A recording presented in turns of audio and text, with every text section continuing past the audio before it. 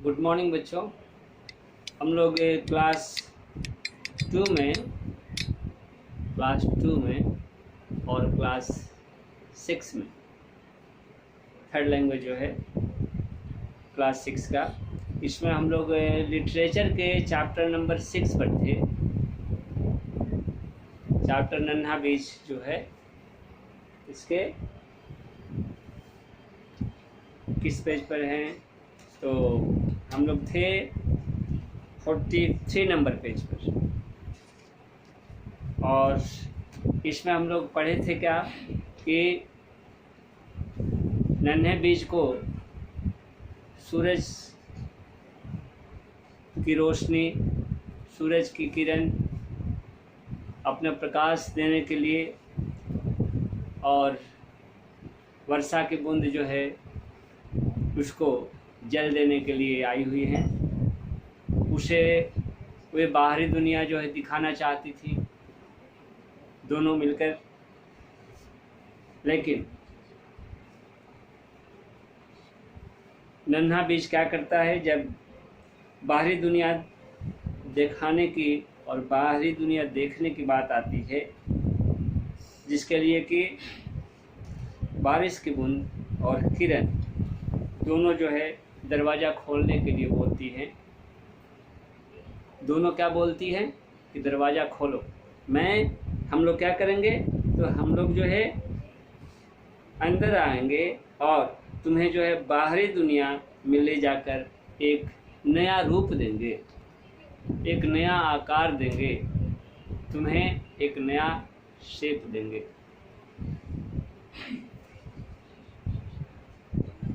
नन्हा बीज सुना था, क्या सुना था कि बाहरी दुनिया बहुत खूबसूरत है।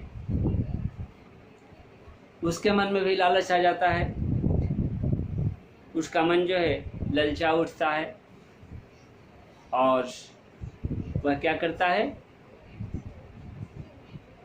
अंत में दरवाज़ा खोल देता है।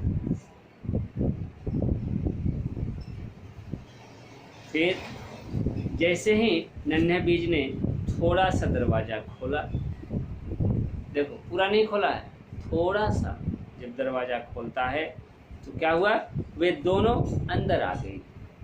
वे दोनों अंदर आ गई। कौन कौन अंदर आया? एक बारिश की बूंद है और दूसरा सूरज की किरण। फिर क्या होता है, इसके बाद अंदर आते ही दोनों ने नन्हे बीज को अपने नन्हे नन्हे हाथों में उठा लिया, ऐसे हाथ में उठा लिया। अब जैसे ही नन्हे बीज को अपने हाथ में दोनों उठाती है, तो नन्हा बीज के अंदर में जो भी डर था, जो भी भय था, सूरज की रोशनी के प्रति और बारिश की बूंद के प्रति जो भी डर था, जो भी भय था, वह समाप्त हो गया।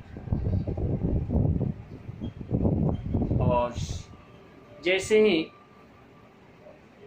उसका डर छूमंतर होता है, यानी गायब होता है, फिर वे शीघ्रता से क्या करते हैं, धरती पर उसे ले आते हैं। छूमंतर हो गया डर। किसका डर छूमंतर हो गया? नन्हे बीज का। नन्हे बीज के जो मन में डर था वह गायब हो गया और ये दोनों सूरज की रोशनी और जो वर्षा की बूंद थी, दोनों उसे धरती पर ले आती है। जब जमीन के अंदर से, जमीन के नीचे से बीज बाहर आता है, तो बाहर जो है जमीन के अंदर से बीज किस रूप में आएगा? बाहर से जमीन पर, जमीन के ऊपर बीज जो है पौधे के रूप में आएगा। इतना तो सभी बच्चे समझ रहे हैं।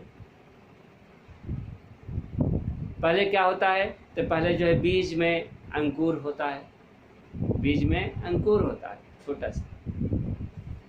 वह अंकुर जो है बाहर निकलता है धरती से। धरती की जो परत होती है, प्राय बीज जो होता है वह बहुत नीचे नहीं डाला जाता है।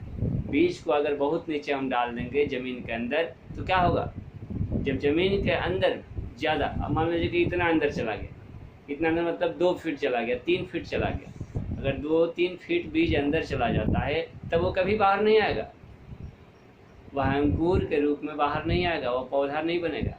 क्यों? क्योंकि उसे जो है क्या होगा, न तो सूर्य का प्रकाश मिलेगा, न उसे हवा मिलेगी, और न ही उसे नमी मिलेगी। ह्यूमिडिटी जो होती है, जो कि बीज को बाहर आने के लिए आवश्यक तत्व है। किसी भी बीज को बाहर आने के लिए कुछ कारक है, कुछ फैक्टर्स हैं। अगर ये कारक उन्हें नहीं मिलते हैं तो बीज पौधा का रूप धारण नहीं कर सकता है। तो बीज जब हम धरती के अंदर लगाते हैं, जब किसान धरती के अंदर बीज लगाता है तो एक निश्चित गहराई होती है, जिस गहराई पर जो है बीज को डाला जाता है। एक उचित गहराई होती है, जिस गहराई पर बीज को सूरज की रोशनी भी मिलती है, सूरज की रोशनी के अलावा जो उसको पानी मिलती है, ह्यूमिडिटी जिसको कहेंगे, आर्द्रता है ना, जो ज़मीन के अंदर होती है, ज़मीन की नमी, मिट्टी की नमी उसे मिलती है, और फिर इसके बाद क्या मिलता है, उसे हवा मिलती है, फिर मिट्टी। तो ये सारे के सारे तत्व जो है एक पौधे को, एक बीज को पौधे के रूप में बदलने के लिए आवश्यक है। अगर इनमें से एक भी नहीं रहा, बीज को एक भी अगर नहीं मिलता है, इस तीनों चारों तत्वों में से जो 4 फैक्टर्स हैं, अगर एक भी उपलब्ध नहीं है तो कभी बीज जो है पौधा का रूप नहीं लेता है। ठीक है, तो जैसे ही बाहर आता है पौधे के रूप में वह बीज, तो क्या देखता है, इतना सुंदर बगीचा, बहुत सुंदर बगीचा देखता है बाहर। अरे बाप, कितना सुंदर सुंदर बगीचा। और उस बगीचे में क्या होते हैं, तो बगीचे में तरह तरह के वृक्ष लगे होते हैं, तरह तरह के पेड़ होते हैं। बहुत सारे पेड़ों को देखता है, बहुत सारे फूल को देखता है, विभिन्न तरह के फूल, different types of the flowers, plants were there. बहुत तरह के प्लांट्स थे फूलों के, है ना। कभी गुलाब का फूल देखता है, कभी वो कमल का फूल देखता है, कभी वो चंपा का फूल देखता है, कभी वो चमेली का फूल देखता है, कभी वो जूही का फूल देखता है, कभी वो अड़हुल का फूल देखता है। बहुत सारे किस्म के फूल, बहुत सारे आप भी फूलों के नाम जानते होंगे। तो बहुत सारे फूल जो है उसे उस बगीचे में देखने को मिलते हैं। जब इतने सारे रंग बिरंगे फूल वो देखता है तो उसका मन खुशियों से झूम उठता है, बहुत खुश हो जाता है। कौन? बीज। उसे लगता है, उस नन्हे बीज को लगता है कि मैं तो स्वर्ग में आ गया। मैं कहाँ आ गया? मैं तो लगता है कि स्वर्ग में आ गया। चारों तरफ सुंदर सुंदर प्यारे प्यारे फूल उसे नजर आने लगते हैं। वे फूल रंग बिरंगे थे, लाल रंग के थे, गुलाबी रंग के थे, पीले रंग के थे, बहुत सारे, है ना, काला, पीला, नीला, हरा, गुलाबी, तरह तरह के रंग के फूल जो है उसे देखने को मिलते हैं। और इस तरह से इन सारे निराले फूलों को देख करके, सारे विशेष फूलों को देख करके, जो उसे सामान्य ज़िंदगी में देखने को नहीं मिला था, वह क्या होता है? बहुत ही खुश होता है। उसने चारों ओर देखा, सभी फूल, ऐसा लगा उस बीज को कि सारे फूल जब हम धरती के नीचे से आए हैं गुलाब के पौधे के रूप में बाहर, तो सभी फूल जो है मेरे स्वागत करने के लिए खड़े हैं। उसे ऐसा लगा कि सारे फूल मेरे स्वागत कर रहे हैं, सभी फूल जो है खिलखिला के हंस रहे हैं और हमारी स्वागत कर, हमको हमारा वेलकम कर रहे हैं सारे फूल। उसे ऐसा लगा और इस तरीके से उस जगह पर आकर के, उस बगीचे में आकर के, वह फूल, वह नन्हा बीज के रूप में जो गुलाब के बीज था, है ना, बहुत खुश हो जाता है। और इस तरह से जो है हमारा नन्हा बीज, ये कहानी समाप्त होता है। ठीक है, तो समाप्त होने के पहले जो है हम यह जानेंगे, क्या जानेंगे कि इस पाठ का उद्देश्य क्या था, क्यों ये पाठ लिखा गया है, क्या करने के लिए, हम इस पाठ से क्या सीखें। हम इस पाठ से सीखते हैं, नन्हा बीज पाठ से हम ये जानें कि बीज से पौधा बनने की प्रक्रिया क्या है, कैसे एक बीज जो है पौधे के रूप में कन्वर्ट होता है, कैसे एक बीज जो है पौधा का रूप पाता है। ऐसा नहीं कि बीज डाले अब पौधा ऐसे फट से हो गया, ऐसा होता है? मंत्र है? नहीं ना, मंत्र नहीं है। बीज से पौधा बनने में समय लगता है, पहले अंकुरन होगा, है ना। अंकुर होकर के धीरे धीरे जो है उसको उचित मात्रा में उस बीज को ये सारे के सारे तत्व मिलेंगे, जैसा कि हमने अभी आपको बताया। तो इस तरीके से बीज धीरे धीरे जो है बड़ा होता है और वह जो है पौधा का रूप धारण करता है। तो हम ये पढ़े, दूसरा क्या पढ़े, दूसरा चीज़ हम इससे जाने विज्ञान के बारे में। दरअसल जो पौधे के बारे में हम पढ़ते हैं यह विज्ञान से संबंधित चीज़ है, और वह विज्ञान क्या है? वह विज्ञान जो है बोटनी कहा जाता है, वनस्पति विज्ञान कहा जाता है, पौधों का विज्ञान होता है, उसके बारे में हम जाने, है ना। तो इस तरह से नन्हा बीज पाठ हमें क्या सिखाता है? हम भी जो है बच्चे धीरे धीरे आगे बढ़ें, धीरे धीरे जो है अपना कर्म करें, और कर्म करके अपने कार्य के बल पर, अपने मेहनत के बल पर, है ना, इस दुनिया में क्या करें? आगे बढ़ कर के आएँ, विकास करें, अपने लाइफ को आगे बढ़ाएं, और फिर हम जो है खिले फूले किस रूप में? तो उस गुलाब के फूल के जैसे, और अपने कर्म के बल पर क्या करें? अपने कार्यों को समाज में महकाएं, समाज में जो है अच्छे अच्छे कार्य करके हम अपना यश नाम को फैलाएं। ठीक है, तो इस तरीके से हम लोग इस पाठ को समाप्त किए।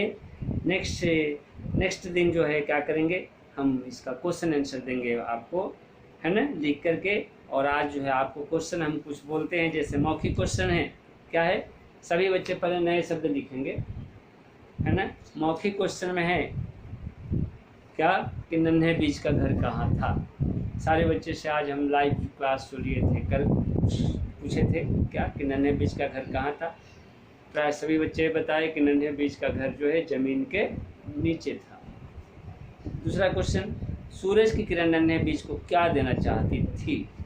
सूरज की किरण नन्हे बीज को रोशनी देना चाहती थी, प्रकाश देना चाहती थी, है ना। सूरज की किरण नन्हे बीज को प्रकाश देना चाहती थी।